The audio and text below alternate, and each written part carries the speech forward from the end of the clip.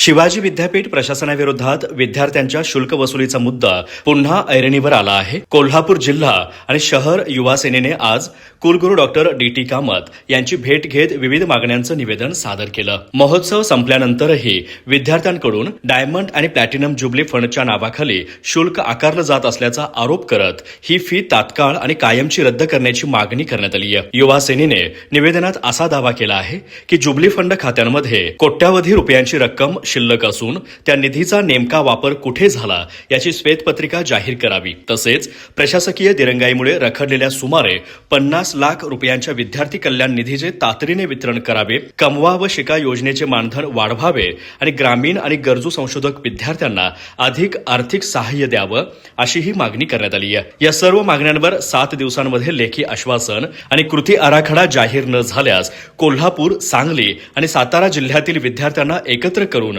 शिवाजी विद्यापीठात तीव्र ठिय्या आंदोलन छेडण्याचा इशाराही युवा सेनेने दिला आहे। यावर कुलगुरू डॉक्टर कामत यांनी संबंधित बाबींची माहिती घेऊन योग्य तो मार्ग काढण्याचं आश्वासन दिल्याची माहिती युवा सेनेच्या पदाधिकाऱ्यांनी दिली। यावेळी शिवसेना शहर प्रमुख मंजित माने, चैतन्य देशपांडे, सुमित मिळवंकी, अक्षय घाटगे, रोहित वेडे, ऋषिकेश जोशी, कनिष्क शिंदे यांच्यासह पदाधिकारी उपस्थित होते।